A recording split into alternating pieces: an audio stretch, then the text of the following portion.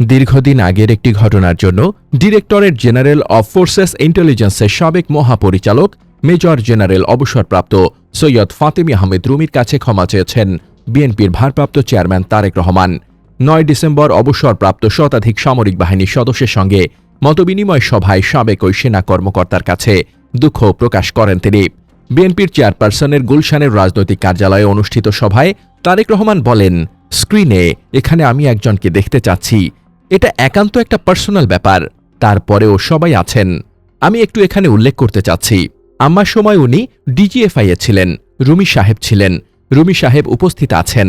তখন অবসরপ্রাপ্ত সামরিক বাহিনীর কর্মকর্তাদের সারিতে থাকা সাদিক হাসান রুমি জবাব দেন, জি আছি। তারেক রহমান বলেন, রুমি সাহেব, আপনার নিশ্চয়ই মনে আছে যে একটা মিছিল হয়েছিল একবার, সেই পুরান ঢাকা থেকে আমিনবাজারে, এবং পুরো মিছিলটা আমি হেঁটে এসেছিলাম। আম্মাও ছিলেন সেই মিছিলে। তো সেই মিছিলে অনেক ভিড় হট্টগোল, আপনি আমাকে একটা কোনো কিছু বলেছিলেন। আই অ্যাম ভেরি সরি, আমি সেদিন আপনার সঙ্গে একটু রূঢ় ব্যবহার করেছিলাম। সবকিছু মিলে I am very sorry for that. আমি অনেকদিন চেষ্টা করেছি আপনাকে রিচ করার জন্য। I request my apology. আমি সুযোগ পাইনি, আজকে সুযোগ পেয়েছি। I am really sorry for that. এ সময় জবাবে মেজর জেনারেল অবসরপ্রাপ্ত সৈয়দ ফাতেমী আহমেদ রুমি বলেন, আমি আপনার কাছে কৃতজ্ঞ থাকব, যেটা বলেছেন। Thank you very much, I will remember it. সেদিন আসলে কি ঘটেছিল সেই ঘটনার বিস্তারিত নিয়ে এবার মুখ খুলেছেন সৈয়দ ফাতেমী আহমেদ রুমি। কি হয়েছিল সেদিন সেটি থাকছে আমাদের আজকের এই বিশেষ আয়োজনে। রাজনৈতিক অঙ্গনের নানান তথ্য ও ইতিহাস জানতে আমাদের চ্যানেলটি সাবস্ক্রাইব করে বেল বাটনটি প্রেস করে রাখুন।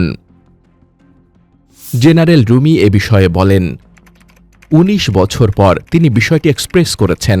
বিএনপি সরকারের ২০০৬ সালের শেষের দিকে স্টেপ ডাউনের একেবারে শেষ পর্যায়ে অনেক নেতাকর্মী কাছে আসতে চাইছিলেন। যেহেতু আমরা সেটার অনুমতি দিচ্ছিলাম না, হয়তো সে কারণেই তিনি তখন কিছুটা কঠোরভাবে প্রকাশ করেছিলেন। সে সময় হয়তো তিনি আমাকে ব্যক্তিগতভাবে কিছু বলেছিলেন, কিন্তু সেটি আসলে পুরো এসএসএ অফিসারদের জন্যই ছিল। সেখানে উপস্থিত সবাই বিষয়টি গভীরভাবে অনুভব করেছিলেন, সবাই ইমোশনালি মুভড হয়েছিলেন। আমরা তখন বিশেষ নিরাপত্তা বাহিনী অর্থাৎ স্পেশাল সিকিউরিটি ফোর্স হিসেবে অনারেবল প্রাইম মিনিস্টারের নিরাপত্তা নিশ্চিত করার দায়িত্বে ছিলাম। ঘটনাটি ঘটেছিল বিএনপি সরকারের ২০০৬ সালের শেষ দিকে, তাদের স্টেপ ডাউনের একেবারে প্রান্তিক সময়ে।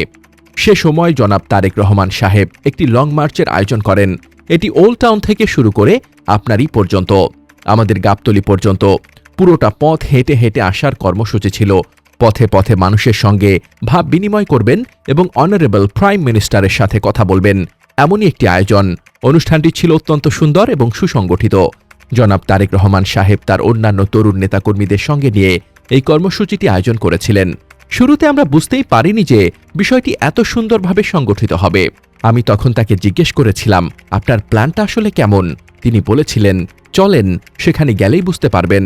সত্যি, সেখানে গিয়ে আমরা বিষয়টি বুঝতে পারি। দুপুরের দিকে আমরা যাত্রা শুরু করি।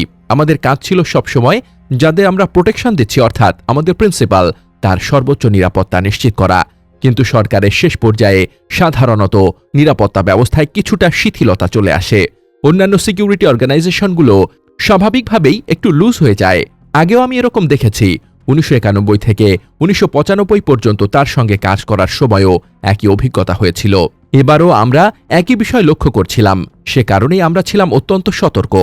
এই আয়োজনটি কোনো নির্দিষ্ট জায়গায় বসে করা পাবলিক মিটিং ছিল না, যেখানে ম্যাডাম স্টেজে উঠবেন, চারপাশে পুলিশ, ইন্টেলিজেন্স আর এসএসএ দিয়ে পুরো এলাকা ঘিরে রাখা যাবে।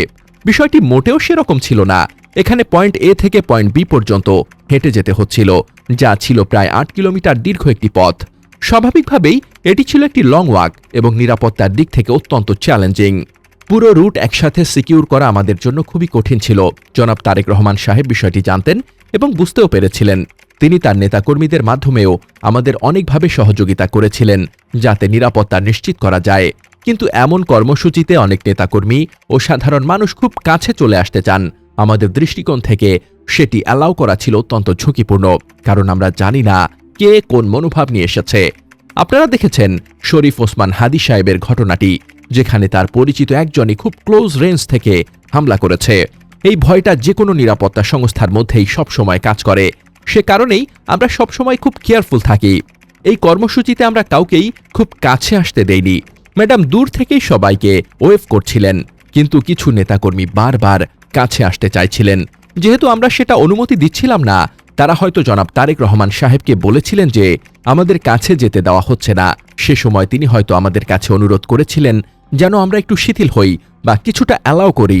সাধারণত আমরা প্রিন্সিপাল রিকোয়েস্ট হলে যতটুকু সম্ভব অ্যাকোমোডেট করার চেষ্টা করি। জনাব তারেক রহমান সাহেবের অনুরোধও আমরা গুরুত্ব দিয়েছিলাম, কিন্তু পরিস্থিতি এমন ছিল যে তিনি যতটুকু চেয়েছিলেন ততটুকু করা সম্ভব হয়নি। সম্ভবত সে কারণেই তিনি তখন কিছুটা কঠোরভাবে প্রতিক্রিয়া প্রকাশ করেছিলেন। বিষয়টি এর বেশি কিছু ছিল না। আজ ১৯ বছর পর তার সেই দিনের কথাগুলো শুনে আমার মনে হয়েছে হয়তো আমরা তখন আরও কিছুটা অ্যালাউড করতে পারতাম, কিন্তু সে সময় আমাদের কাছে এটি খুব বড় কোনো ঘটনা বলে মনে হয়নি। এ ধরনের ঘটনা তো বিভিন্ন জায়গায় গেলে ঘটেই থাকে। তবে তিনি বিষয়টি মনে রেখেছেন এবং ১৯ বছর পর সেটি প্রকাশ করেছেন। সেখানে আরও অনেক সাবেক এসএস অফিসার উপস্থিত ছিলেন। সবাই বুঝেছেন তিনি হয়তো আমাকে উদ্দেশ্য করে কথাটি বলেছিলেন, কিন্তু সেটা আসলে পুরো এসএসএ অফিসারদের উদ্দেশ্যেই ছিল। সবাই গভীরভাবে আবেগাপ্লুত হয়েছিলেন। সবাই তার কথার জন্য তাকে প্রশংসা করেছেন। আমরা সবাই মনে করেছি এটি জনাব তারেক রহমান সাহেবের হৃদয়ের উদারতা এবং তার চরিত্রের প্রসারতারই বহিঃপ্রকাশ। দেশের সাধারণ মানুষও বিষয়টি খুব ইতিবাচকভাবে নিয়েছে। অনেকেই বলছেন এটি রাজনীতিতে একটি নতুন সংস্কৃতির সূচনা, যা আগে দেখা যায়নি। এতে আমিও ব্যক্তিগতভাবে খুব মুগ্ধ হয়েছি। আমি নিজেও তাকে ধন্যবাদ জানিয়েছি এবং কৃতজ্ঞতা প্রকাশ করেছি। আমার কাছে বিষয়টি এখানেই শেষ হয়ে গিয়েছিল, কিন্তু মিডিয়া এটিকে অনেক দূর পর্যন্ত নিয়ে গেছে।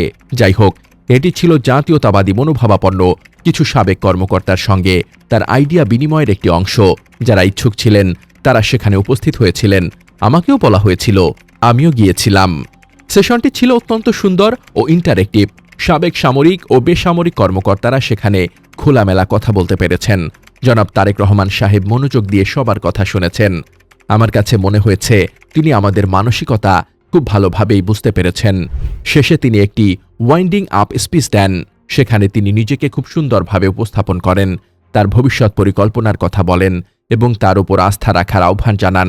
আমার মনে হয়েছে সাধারণভাবে অবসরপ্রাপ্ত কর্মকর্তারা তার বক্তব্যে খুবই সন্তুষ্ট ও খুশি হয়েছেন।